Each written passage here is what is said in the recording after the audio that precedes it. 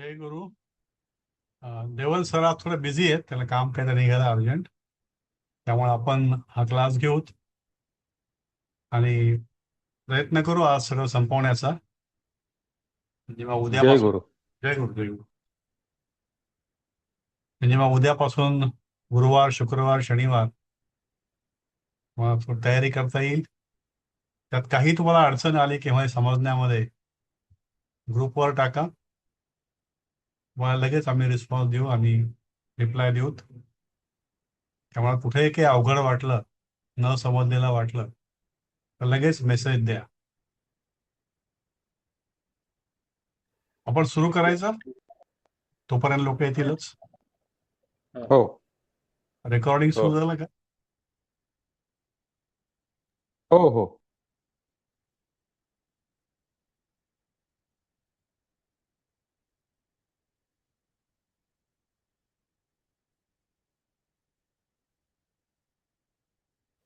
चालू आहे रेकॉर्डिंग. आपण शेअर करू.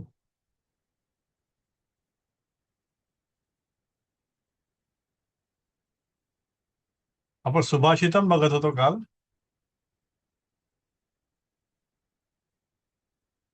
हे 3 नंबरच आपण काल बघितलं.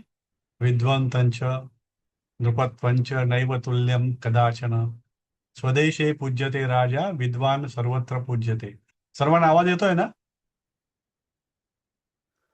हो, येतोय आवाज? येतोय. हा, येस येस. होय, येतो. हे तिसरं झालं आपलं. आणि काल हे चौथं पण सरांनी सुरुवात केली होती, झालं का नाही माहित नाही मला. विद्या ददाति विनयम विनयात याती पात्रताम पात्रत्वान धनमाप्नोति धनात धर्मः ततः सुखम. विद्या ददाती म्हणजे ददाती, हा धातू आहे, त्यापासून ददाती हे क्रियापद झालं. म्हणजे देते. म्हणजे देणे. ददाची म्हणजे देते.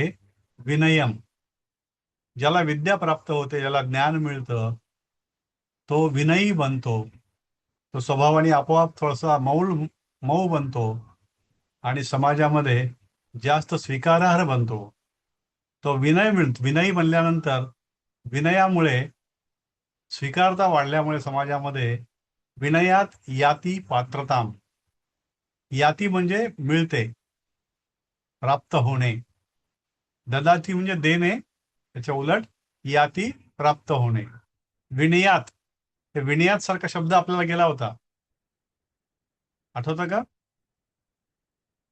मम गृह शहरात बही असी. माझं घर शहराच्या बाहेर आहे. तर विनयात जेव्हा त असतं शेवटी, आणि ते त जर पाय मोडलेला असेल तर त्याला विनयात म्हणजे जो काय शब्द असेल तो पासून, ही पंचमी विभक्ती असते, त्यापासून दूर किंवा त्यापासून होतं. विनयात याती म्हणजे विनयामधून मिळते. काय मिळते? पात्रता मिळते. म्हणजे विद्या आपल्याला विनय देते, विनयामधून आपल्याला पात्रता मिळते, आपली पात्रता वाढते असेल तर. आणि मग पात्रत्वात, पात्रत्वात म्हणजे पात्रतेमधून. पात्रत्व हा संस्कृत शब्द, पात्रता हा मराठी शब्द. पात्रत्वात हे संस्कृत झालं. आणि पात्रतेपासून धनम आपनोती. ते धनम आणि आपनोती एकत्र होऊन, संयोग होऊन धनम आपनोती शब्द झाला. धनम म्हणजे धन, आपनोती म्हणजे प्राप्त होतं, मिळते. जेव्हा माणसाची पात्रता वाढते त्यावेळी त्याला धन मिळतं. आणि धनात धर्म, मग धनामधून तो माणूस धर्माचा, एकदा धन मिळालं माणसाला म्हणजे त्याला स्थैर्य येतं. ते स्थैर्य मानसिक असतं, शारीरिक असतं, बौद्धिक असतं. आणि मग तो मूळ गरजा त्याच्या भागल्यानंतर धर्माकडे अधिक तीव्रतेने वळतो. धर्म हा, तो धर्माचं पालन करायला लागतो, एक विशिष्ट नियमाने आयुष्य जगायला लागतो. आणि मग त्यानंतर त्यातून सुखम, त्याला सुख प्राप्त होतं. म्हणजे आयुष्यातलं जर शेवटचं उद्दिष्ट सुख मिळवणे असेल तर त्या ठिकाणी सुरुवात विद्येपासून होणं आवश्यक आहे. विद्या, विनय, विनयातून पात्रता, पात्रतेतून धन, धनातून धर्म आणि धर्मातून सुख. कारण जेव्हा एका विशिष्ट नियमाने आपण, धर्म म्हणजे काय, एक विशिष्ट नियमबद्ध जगणे, त्या नियमबद्ध जगल्यानंतर आपल्याला हे एक समाधान असतं की आपण एक विशिष्ट पद्धतीने जगतो आहे, की जी पद्धत समाजाला मान्य आहे, समाजाने स्वीकारलेली आहे आणि त्यांनी स्टिप्युलेट केलेली आहे. म्हणून ही विद्या सर्व प्रकारच्या या कार्यांशी निगडीत आहे, त्याच्या मुळाशी आहे. याचा अन्वय इथे केला त्यांनी. विद्या विनयम ददाती, विद्या विनय देते, विनयात पात्रता मिळते, याती पात्रत्वात धनम आपनोती, पात्रत्वेमधून धन मिळतं, आणि धनात धर्म आपनोती, धर्मम आपनोती, आणि धर्मात सुखम आपनोती. आपनोती म्हणजे मिळणे, मिळते. चा मराठी अर्थ दिला खाली. मनुष्याला विद्या नम्रता देते, नम्रतेपासून तो योग्य बनतो, योग्यतेने धन मिळते, धनापासून धर्माची प्राप्ती होते, आणि धर्मामधून मग सुख प्राप्त होतं. हेच खाली हिंदीमध्ये आणि इंग्रजीमध्ये लिहिलं आहे.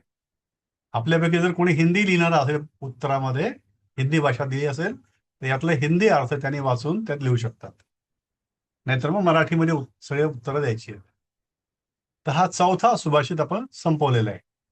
याच्यामध्ये कुणाला काही विचारायचं किंवा वाढवायचं काही आहे, काही माहिती शेअर करायची आहे? यामध्ये केव्हा किंवा परीक्षेमध्ये एखादा प्रश्नही येऊ शकतो. विद्या किम ददाती, विनयात किम याती, असा एक शब्द येऊ शकतो.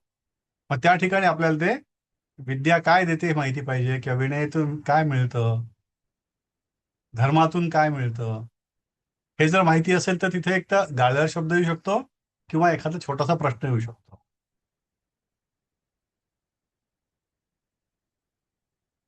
पाचवं आणि शेवटचं सुभाषित या अभ्यासामधलं, सोपं एकदम, आपल्याला बरेचदा आपण अभ्यास केला याचा.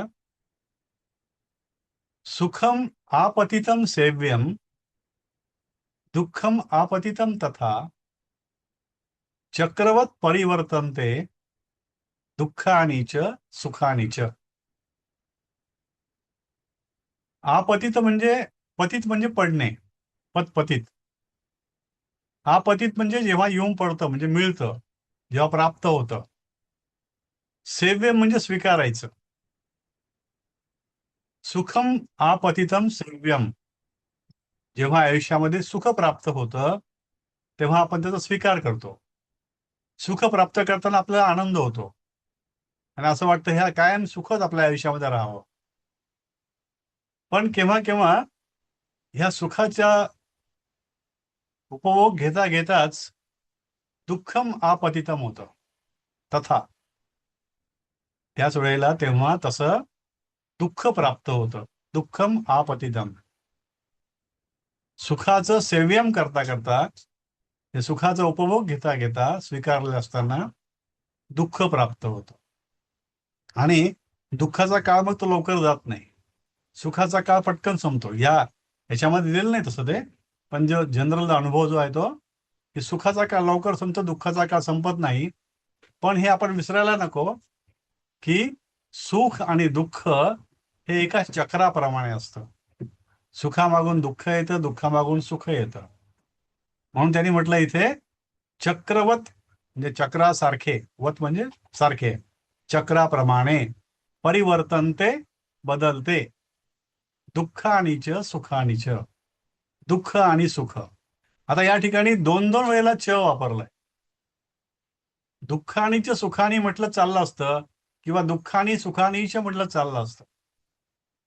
पण हे काव्य आहे, सुभाषित हे काव्य आहे, आणि काव्य करताना कवीला स्वातंत्र्य असतं, शब्दाचं स्वातंत्र्य असतं. शब्दाची निवड आणि केव्हा केव्हा शब्दाचं अर्थ मांडणी हे करण्यात स्वातंत्र्य असतं. त्यामुळे दुःखानीच सुखानीच जरी त्यांनी म्हटलं, हे केव्हा केव्हा संस्कृत मधलं जे काव्य असतं ते एक नियमबद्ध पद्धतीने केलेलं असतं, वेगवेगळ्या छंदांमध्ये केलेलं असतं. त्या छंदांच्या नियमाला जर कुठे बाधा येत असेल तर कवी छोटे मोठे बदल करतो. म्हणून मग चक्रवत परिवर्तन ते झालं.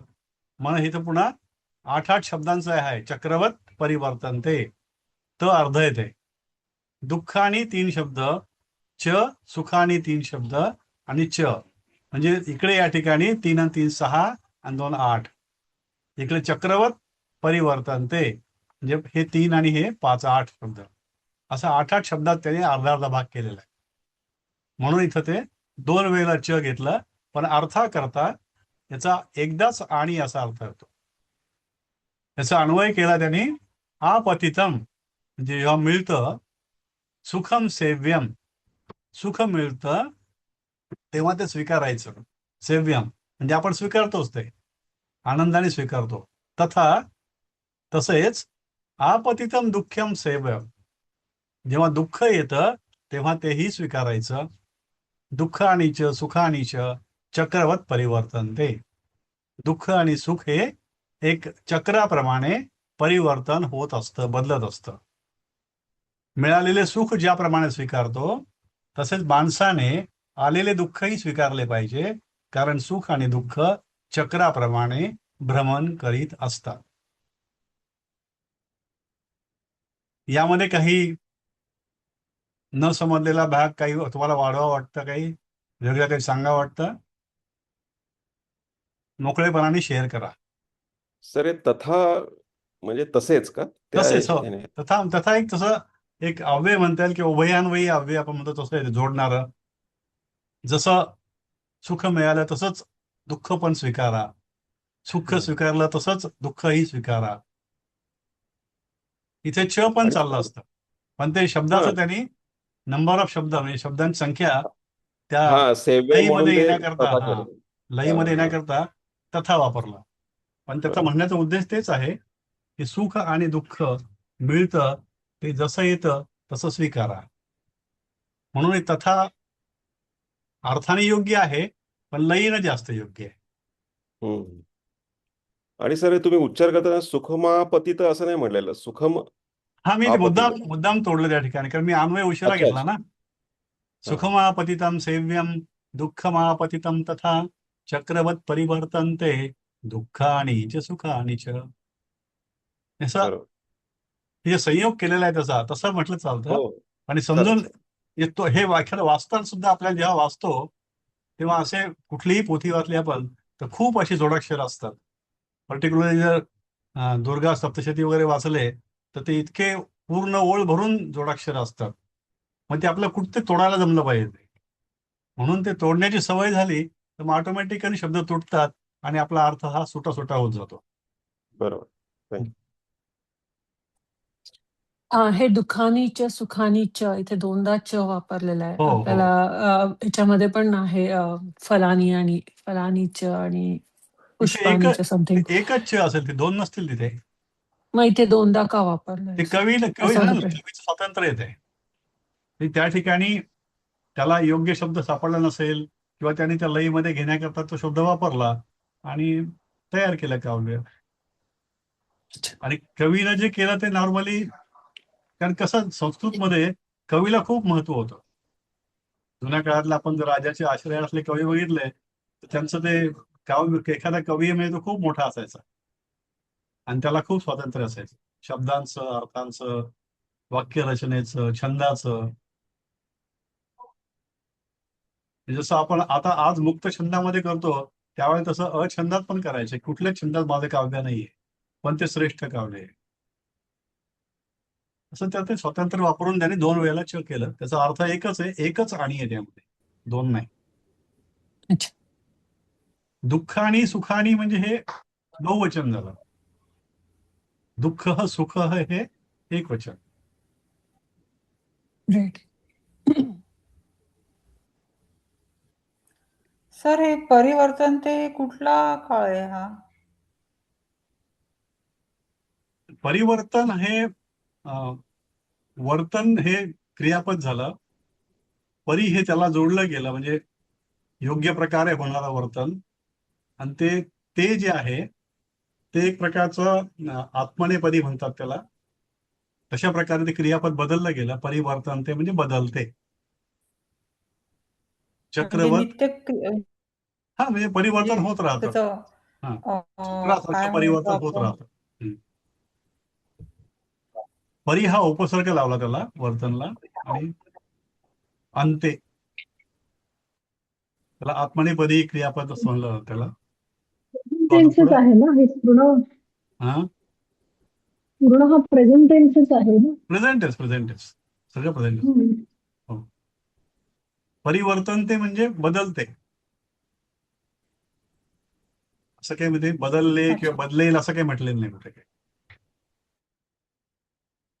कारण की हे पद तसं म्हणजे आपण ते ती वगैरे ते शिकलोय. हे हो काय हो म्हणून विचारलं मी? हो बरोबर. पुढे जाऊयात. ठीक. आता काही प्रश्न उत्तर याची दिली त्याने इथे. अशा प्रकारचा प्रश्न किंवा गाळलेले शब्द येऊ शकतात. चक्रवत कानी परिवर्तन ते. आता हे ते आपण व्याकरणामध्ये जायला नको फक्त त्याचा अर्थ काय बघू. चक्रवत काणी म्हणजे काय बदलते काय परिवर्तन होतं. मग आपल्याला माहिती पाहिजे की दुःख आणीचे सुख आणीचे चक्रवत परिवर्तन ते. विद्या किम ददाती विद्या विनयम ददाती. विनयात किम भवती विनयात मनुष्य पात्रताम याती. याती म्हणजे मिळते. पात्रतात मनुष्य किम प्राप्नोति किंवा किम प्राप्नोति मनुष्य. पात्रतात मनुष्य धनम आपनोति किंवा पात्रत्वात धनम आपनोति मनुष्य. सर्वत्र कः पूज्यते विद्वान सर्वत्र पूज्यते किंवा सर्वत्र विद्वान पूज्यते. राजा कुत्र पूज्यते कुत्र म्हणजे कुठे. राजा स्वदेशे पूज्यते स्वदेशामध्ये पूज्यते.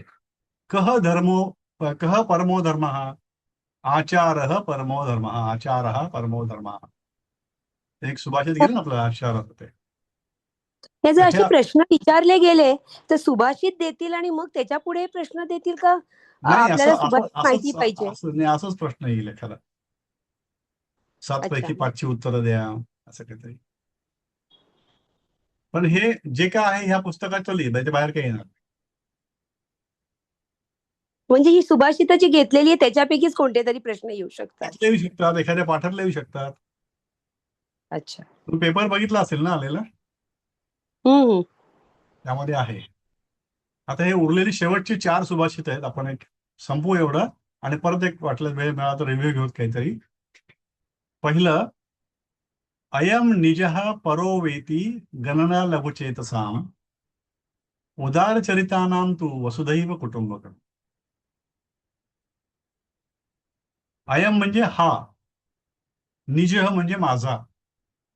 परो जे आहे ते जसं हे निजः आहे या निजहाला मी निजो पण करू शकतो. म्हणजे एखाद्या ठिकाणी विसर्ग असतो काही व्याकरणाच्या नियमाप्रमाणे तो विसर्ग जाऊन त्याला ओकारांती केलं जातं. परो परह असतं. परहच्या ऐवजी परो.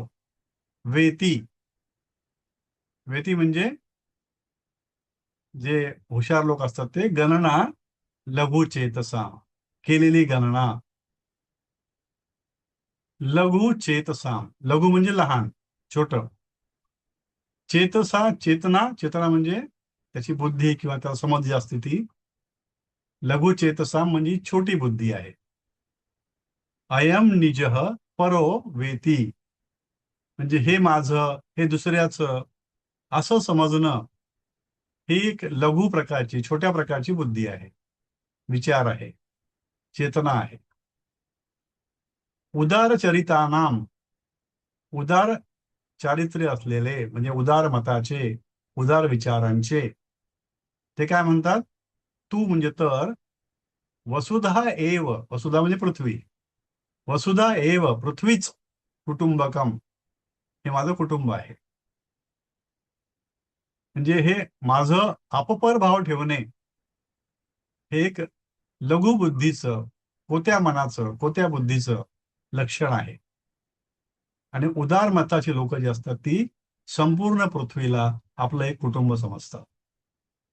याचा अन्वय असा आहे अयम निजः वा परः इति गणना अशी इति म्हणजे अशी गणना लघु चेतसाम लघु बुद्धीची भवती आता हे क्रियापद बरेचदा नसतात, ती आहेत असं गृहीत धरून आपण अर्थ काढायचा. आणि जे या ठिकाणी नाही पण आपल्याला आहे असं माहिती आहे ते आपण कंसामध्ये टाकू शकतो. अयम निजः वापरः इति गणनात लघुचेतसाम भवती क्रियापद पाहिजे. हे असते, होते. उदार चरितानाम, उदार मताचे लोक, तू तर वसुधा एव, वसुधाच, पृथ्वीच, कुटुंबकम, कुटुंबकम म्हणतात भवती. आता इथे बघितलं आपण तर ह्या श्लोकाच्या शेवटी जे म आलेलं आहे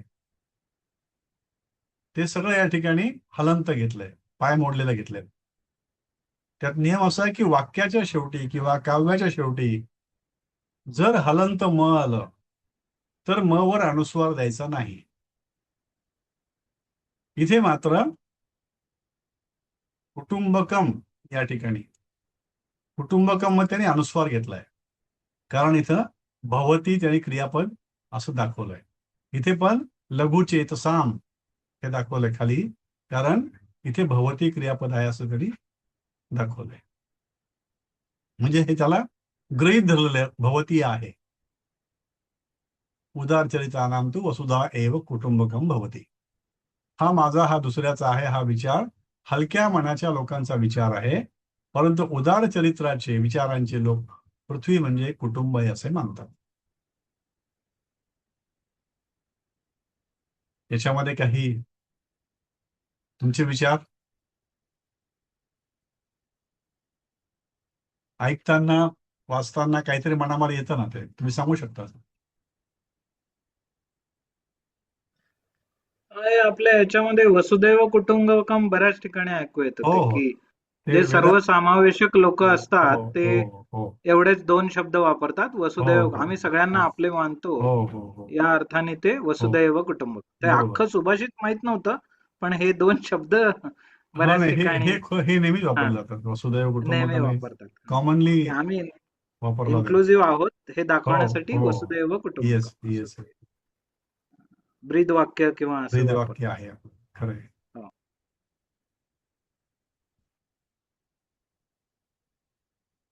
आता इथे बघा खूप ठिकाणी अपी वापरलंय मी. सुंदरो अपि, सुशीलो अपि, कुलीनो अपि महाधनः, शोभतेन विना विद्याम, विद्या सर्वस्य भूषणम. हे वाचल्यावर आपल्याला कळतं काय आहे ते. अन्वय सुंदरः अपि, हे सुंदरो जे आहे त्या सुंदरोच्या ऐवजी सुंदरः, आणि एस सारखं जे आहे त्याचं अ उच्चार केला जातो. त्याच्यामध्ये काव्यामध्ये असं बरेचदा हे चिन्ह वापरलं जातं. हे जर सिंगल असेल त्याचा अ आणि दोनदा असेल त्याचा उच्चार आ केला जातो, म्हणजे जेव्हा आपण फोड करतो त्यावेळेला. सुंदरः अपि, सुशीलः अपि, म्हणजे सुंदर सुद्धा, सुशील सुद्धा, कुलीनः अपि, कुलीन सुद्धा, महाधनः, हे महाधन आहे. तुम्ही सुंदर असणं, सुशील असणं, कुलीन असणं हे निश्चितपणे महाधन आहे. पण विद्या विना न शोभते. तुमच्याकडे विद्या नसेल, ज्ञान नसेल, तर ह्या सुंदर असण्याला, सुशील असण्याला, कुलीन असण्याला फार महत्व नाही. ते शोभून दिसत नाही. जसं म्हणता की जोपर्यंत एखादा माणूस बोलत नाही तोपर्यंत तो बुद्धिमान वाटतो, तो बोलला की लगेच कळतं याला काही कळत नाही. तसं ते विद्या नसेल, म्हणजे संस्कृत मधले खूप असे सुभाषित आहेत ते विद्येचं महत्व सांगतात, शिक्षणाचं महत्व सांगतात, ज्ञानाचं महत्व सांगतात. त्याचं कारण सांगितलं की विद्या सर्वस्य भूषणम, विद्या ही सर्वश्रेष्ठ भूषण आहे. भूषण म्हणजे दागिना सुद्धा होतं, काल बघितलं आपण, आभूषण म्हणतो आपण त्याला. आभूषण म्हणजे दागिना. इथे भूषण म्हणजे भूषण हे या ठिकाणी चांगलं असणं किंवा समाजामध्ये त्याला मान असणं हे पण भूषण आहे. विद्या हे सर्वांचं भूषण आहे, सर्वश्रेष्ठ भूषण आहे. म्हणून सुंदर, सुशील, कुलीन हे एक स्वतःमध्ये महाधन आहे, पण विद्येशिवाय त्याला शोभा नाही, कारण विद्या हे सर्वात मोठं भूषण आहे, असं याचा अर्थ. सुंदरः अपि, सुशीलः अपि, कुलीनः अपि महाधनः, अपि विद्या विद्यां विनयं विद्या विना न शोभते यतः विद्या सर्वस्य भूषणम्. सुंदर असून सुद्धा, सुशील असून सुद्धा, कुलीन असून सुद्धा, धनवान असून सुद्धा विद्येशिवाय शोभून दिसत नाही. कारण विद्या सर्वश्रेष्ठ भूषण आहे.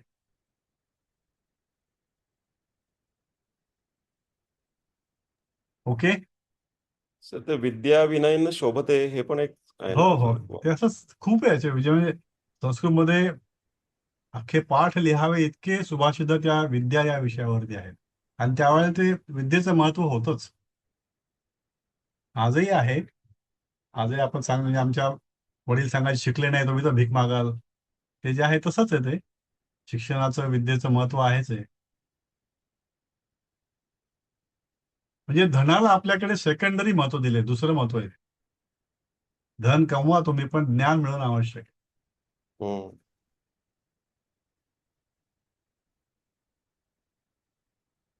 ही एक मन कॉमन आहे, बरीचशी मराठीमध्ये पण आहे. चिंतनीया ही विपदाम आदावेव प्रतिक्रिया न कूपखमनम युक्तम प्रदीप्ते वह्निना गृहे. चिंतनीया ही चिंतनीया म्हणजे चिंता नाही करायची, चिंतनीया म्हणजे विचार करायचा.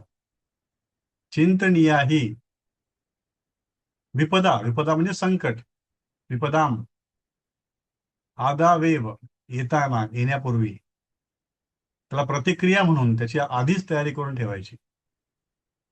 एखादं संकट येत आहे किंवा येण्याची शक्यता आहे असं असेल तर आपण त्याला काय प्रतिक्रिया करायची, काय उपाययोजना करायची याचा विचार आपण आधीच केला पाहिजे.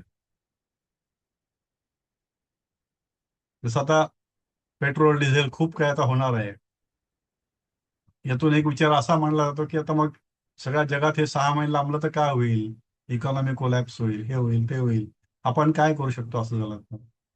याच्याकरता आधी तयारी करून ठेवणे ही विपदा येण्याच्या आधी तिच्यावर मात करण्याकरता योजना करून ठेवणे आवश्यक आहे, चिंतनीय करून ठेवणं आवश्यक आहे, चिंतन करणं आवश्यक आहे.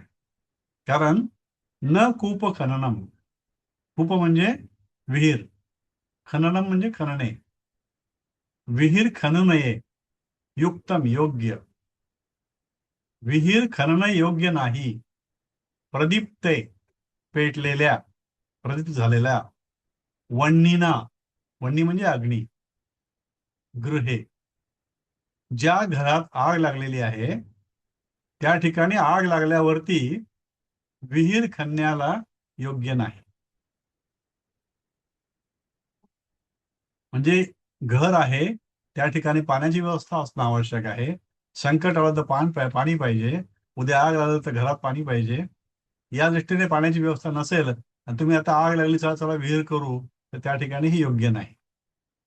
म्हणून संकट येण्याआधी संकटाच्या प्रतिकाराची तयारी करून ठेवा, असंही सुभाषित. त्याचा अन्वय आहे विपदां प्रतिक्रिया आदौ, आताच, आदौ एव, आता आदौ आहे म्हणजे आताच, चिंतनीय.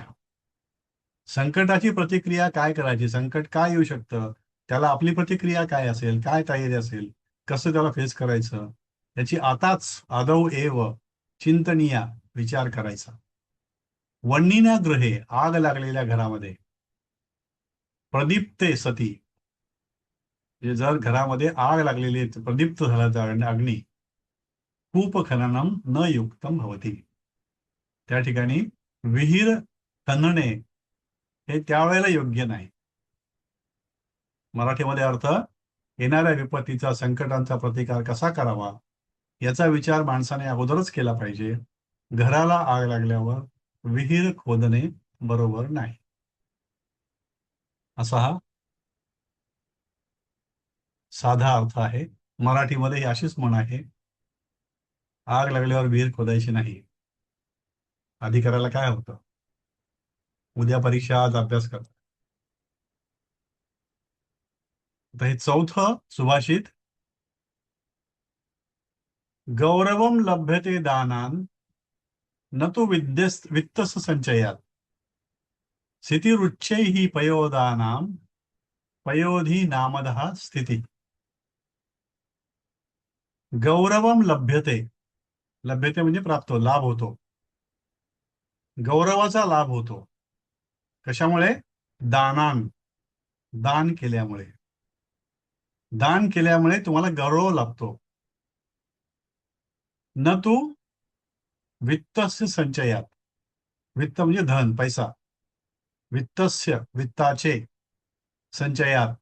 संचयापासून धनाचा संचय केल्यापासून गौरव मिळत नाही न तू पण कशातून मिळतं दानाने मिळतं धनाच्या दानाने गौरव प्राप्त होतो धनाच्या संचयाने गौरव प्राप्त होत नाही स्थितैरुच्चै स्थिती म्हणजे त्या ठिकाणी स्थित असतं त्या ठिकाणी बसलेले असतात कुठे उच्चैही हा शब्द उच्चही आहे स्थितीही पण आहे मग ते त्या ठिकाणी दोन्ही शब्द एकत्र येऊन ते स्थितिरुच्चैही असं झालं म्हणजे जे उच्च स्थितीला बसलेले असतात कोण पयोदानाम ढग पयोधीना मध स्थिती त्या ठिकाणी पाण्याचे ढग जे आहे त्या ठिकाणी ते दान करतात आणि समुद्र जो आहे पयोधी तो कुठे असतो खाली असतो म्हणजे उच्च कोण असतं देणारा असतो खाली कोण असतो घेणारा असतो जो प्राप्त करणारा असतो त्याची स्थिती खालच्या बाजूला असते पयोधी म्हणजे समुद्र पयोध म्हणजे ढग काय करतो पाण्याचं दान करतो आणि समुद्र काय करतो पयोधी काय करतो तो रिसीव्ह करतो त्याची स्थिती खाली असते अधः पयोधी नाम अधः आपण अधस्थात बघितलं ना ते अधस्थात म्हणजे ते अधः इथे आलं समुद्राची स्थिती खाली असते परिस्थिती म्हणजे ठेवलेला खाली असतो तो आणि ढगांची स्थिती वर असते उच्चही असते कारण देणारे ते असतात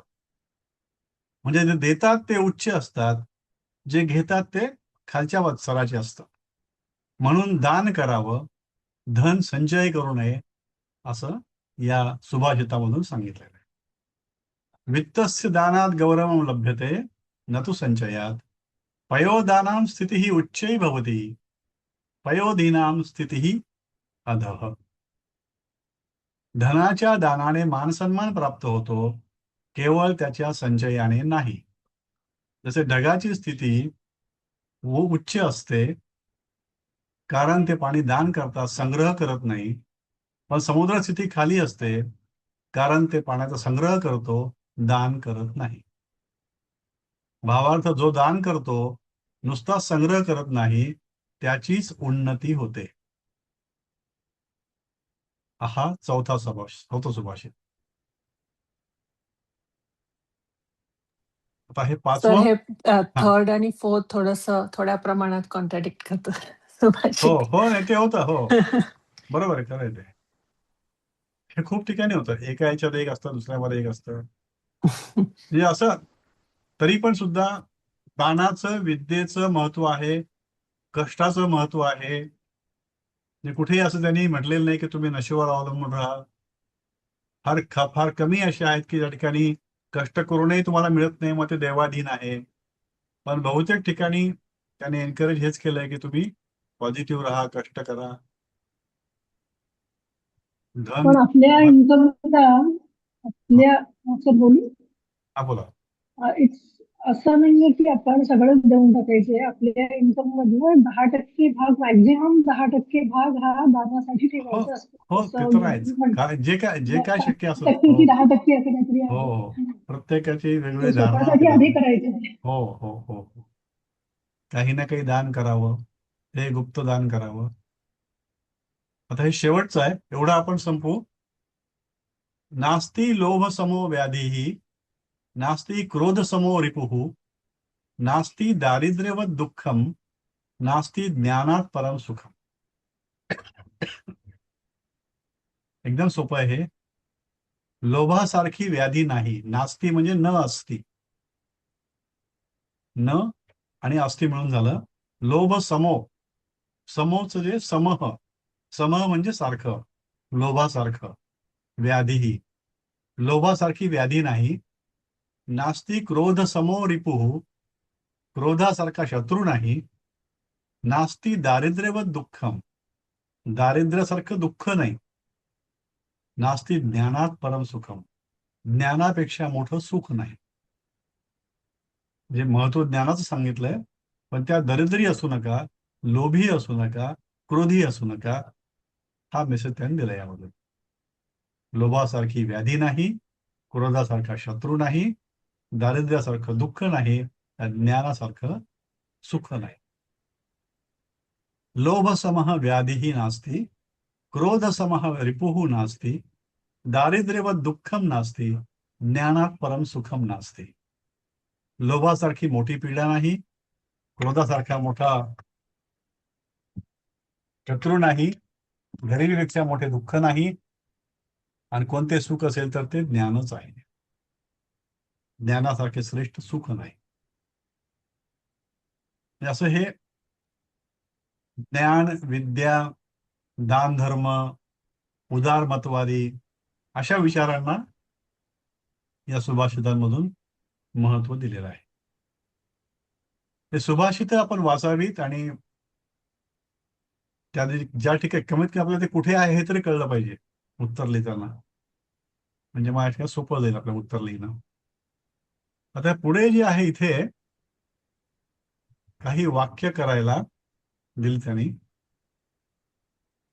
आणि काही करेक्शन करायला दिले. विद्यार्थी विद्येशिवाय न शोभते, दानात मान सन्मान लभ्यते, जळत्या घरात मा गच्छ, तो माझा रिपुः नास्ति, तेथे दुःख नास्ति. विद्यार्थी विद्या विना न शोभते, विद्या होईल त्या ठिकाणी, विद्येच्या शिवाय. विद्येशिवाय म्हणजे विद्येच्या शिवाय. विद्या हे स्त्रीलिंगी, त्यामुळे विद्या विना, किंवा अगदी जमलं तर विद्या विना असं चालू शकतं. दानात सन्मानव किंवा गौरव लभ्यते. पुढे काही बोलत होतं का आता? काही विचारायचं आहे? सर मला तिसरं सुभाषित आहे ना, त्याच्यात जरा एक उच्चाराचा जरा डाऊट हा, होता, बोला. म्हणून मी बोलतो. हा, बोला बोला. चिंतनीया ही विपदा मादावेव प्रतिक्रिया हा हा न कुप खननं युक्तम प्रदीप्ते. हे हा. कसं वाचायचं? वहीन वन्नी ना, वन्नी, वन्नी म्हणजे अग्नी, म्हणजे वन्नीना. अग्नी हो. कळलं, पण त्याचा उच्चार वहनी बघावा होता. ऍक्च्युली वहनी वन्नीना आहे ते. बोल. त्या हच्या हा. पोटामध्ये न आहे. बर ब्राह्मण असतं की पण नाही तसं. हचा उच्चार नाही करायचा. हा, करायचं ना. वन्नी त्यात म्हणताना पण वन्नी म्हणतो, पण ते वहनी असं अच्छा. ते. हा. बरं. जसं ब्राह्मण मध्ये ब्राह्मण म्हणतात असं वाटतं की अर्ध म आहे, ते हच्या हा, पोटात नाही, हा. ब्राह्मण तसं आहे ते. वन्नी. अच्छा. हा. ओके. थँक्यू.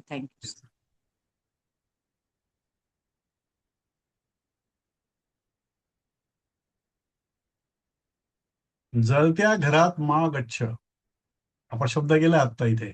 जळत्या घरात प्रदीप्ते, प्रदीप्ते गृहे मा गच्छ, तो माझा रिपुः नास्ति, सह मम रिपुः नास्ति. मम रिपुः नास्ति, तेथे दुःख नास्ति, तत्र दुःख नास्ति. दुःख. आता ह्या ठिकाणी आपण फक्त हे वाक्यातले उपयोग सोडले. तुम्ही हे करून बघा, तुम्हाला जमतात का? नाही तर मग सकाळी तुम्हाला मी टाकतो वाक्यात उपयोग. आता अशा रीतीने आपण हा अभ्यासक्रम संपवलेला आहे. उद्यापासून तुम्ही तयारी करता वेळ ठेवा. उद्या कोणता गुरुवार,